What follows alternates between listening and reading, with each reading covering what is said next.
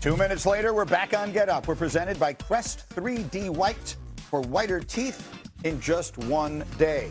NBA Finals begin in just one day. Let's get opening statements from my entire crew. Alan Hahn, I'll start with you. Give me an opening statement for these NBA Finals. This series is going to be epic. People don't understand. Yes, it's an East and a West team. They don't play each other a lot, but over the last 3 seasons since Wemby's gotten into the league, they have had some great games against each other. I mean, something crazy happens, and all of them, of course, we're showing you NBA Cup when they met on a neutral site. Neither team has won on the other team's home floor either.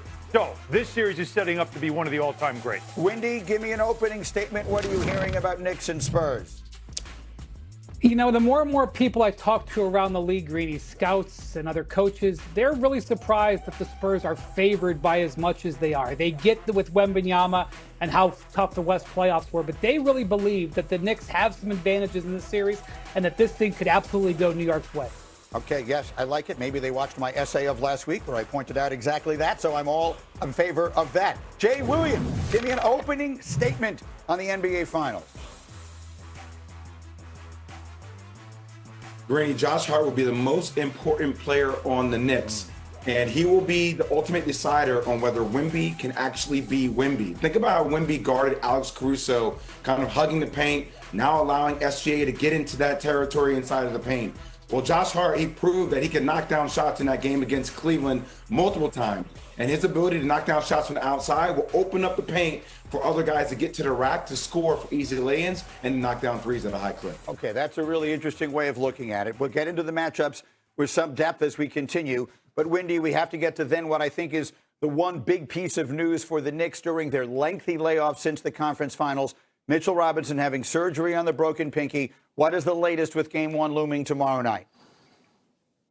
Well, the expectation is that he is going to try to play. Now, today is media day here in San Antonio, and Mitch Robinson and the Knicks will, if you will, have to show their hand when they have to explain, you know, potentially the nature around this injury and what they expect from him.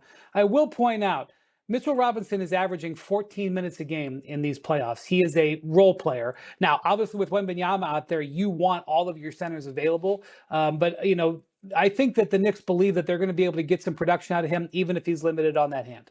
Okay, so that's one piece of this puzzle. Let's get then, Jay Williams, I'm going to ask you the question that every single person in the streets of New York is asking me. I walk down the street and this is what everyone says to me. How are they going to stop Wembanyama? What are the Knicks going to do to stop Wembanyama? You tell me, Jay Will, if you're the defensive coordinator, assistant coach for the New York Knicks, what is your game plan game 1 against the monstrous Frenchman? Death by 1,000 cuts, Greeny. I'm going to wear him down possession over possession. This is a cumulative effect. This isn't going to be one in game 1, game 2, game 3, game 4. It's going to be one in game 5, game 6, and game 7.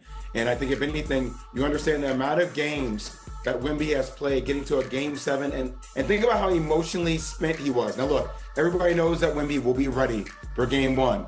But if you're the Knicks, you have 4 games in 23 calendar days.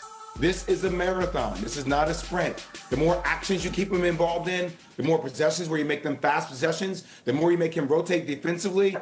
That's how you beat Wemby over time, Rennie, over time. That's interesting. As someone said in our meeting this morning, I apologize, I forget who, maybe it was you, Alan, who said that the strategy on Wembanyama is not to beat him up. It's to wear him down. It's to make him move constantly because as ridiculously athletic as he is still so incredibly big. He's using a lot of energy. So make him run on defense, make him work in that regard rather than the physical pounding. Yeah, let me give credit to the New York Post who caught up with Jeremy Sohan, who's a Knick now, but he had been a Spur up until March 1st. And so he knows Wembanyama well.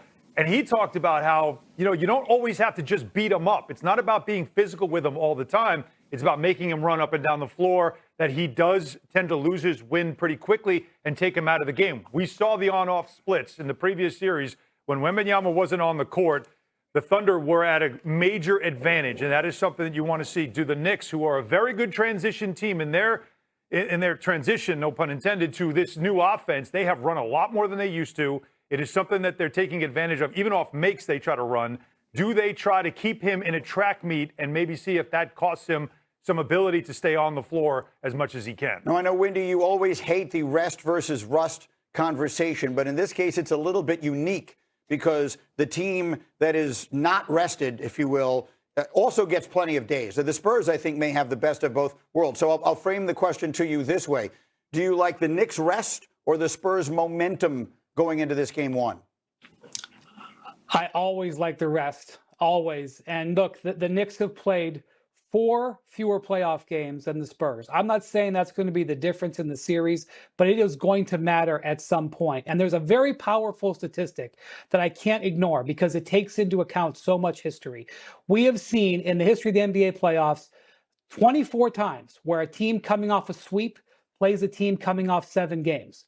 And it's 20-4, 20-4. That is what the record is for the team coming off the sweep. Now, you can slap a whole bunch of asterisks on that because of the East versus West differential, but that is going to be meaningful. That extra rest will matter. Maybe not tomorrow, but at some point in this series. Jay, 10 seconds, finish it up. Mike Brown, coached in Cleveland, had access and insight to how they play. Mike Brown was assistant coach with the San Antonio Spurs, has access to insight into how they played. Okay, another interesting factor in a series that has so many of them. We'll have much more on the NBA Finals as we go. What stands out to you from the time you spent with Wemby before the 2023 NBA draft? He honestly did not care where he was going to go. You know, in that particular moment, it was the middle of the night in Paris, and we were watching on a delay, and I had in my ear the live lottery.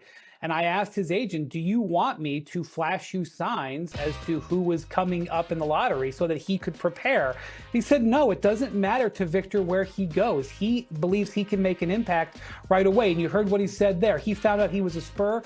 That interview happened literally 90 seconds later, and he was pretty much already guaranteeing that he was going to win him a ring.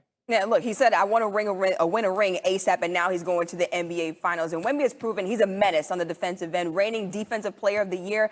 How do you expect the Spurs to use Wemby defensively against the Knicks? Well, the baseline set that you put against New York is to put your big man on Josh Hart and let him roam the middle.